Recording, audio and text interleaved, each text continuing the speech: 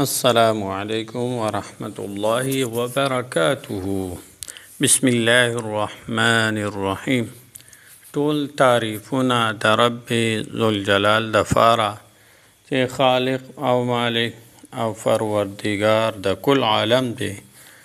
درود پاک په خاتم الانبیاء د مدینی جانان حضرت محمد صلی الله علیه وسلم باندې. امید د رب ذوالجلال نه ساتمه چې تاسو به روغ جوړ یئ، په صحت به برابر یئ. الله جل شانه د هر قسم غم، مصیبت، تکلیف، آفت او شر نه په امن کې وساته. الله جل شانه عمر دراز سره د صحت نصیب کا. الله جل شانه د هر قسم وبایي امراضو، اچانکي غمونو، آفتونو، تکلیفونو په امن کې وساته. عزتمندو مانن ستاسو دپاره یو عمل، یو وظیفه راوړې ده چې ډیره پاورفول او ډیره اسانه وظیفه ده د حاجت د پوره کېدو باندې. صرف یوه شپه به پکې لګي، یو پیره عمل دی او شپه به پکې ټوله نه لګي، مطلب یو شپه به دا عمل کول وي، یو پیره، یعنی د شپې به یو پیره کول وي. عمل ډیر اسان دی او مناسبت او د هغې دپاره څه شرایط دي. یو شرط خو د هغې دپاره دا دی چې د جمعې شپه وي، یعنی شب جمعې په شپه باندې. چې کله د جمعې په شپه تاسو دا عمل وکئ نو الله جل شانه به ستاسو حاجت ضرور پوره کوي.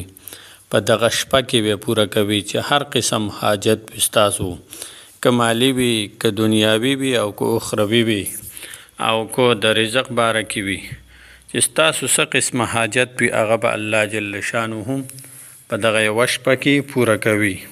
او هغه عمل ډیر اسان عمل دی، وظیفه ډیره اسانه ده، نو قرآني وظیفه ده.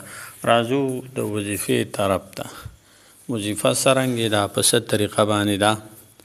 ډیره اسانه ده. د جمعې په شپه باندې به چې کله تاسو د ماسخوتن لمونځ وکئ، د هغې نه پس به قرآن شریف راوالئ. د قرآن شریف 29مه سپاره 29 پاره کې ړومبی صورت، ځینې خلک ورته صورت تبارک الذی وایي او ځینې خلک ورته صورت ملک وایي. دغه به یو پیره ووایئ په اوداسه کې، بغیر د اوداسه نه به قرآن نه ټچ کوئ. په اودس کې به یو پیره دغه صورت ووایئ.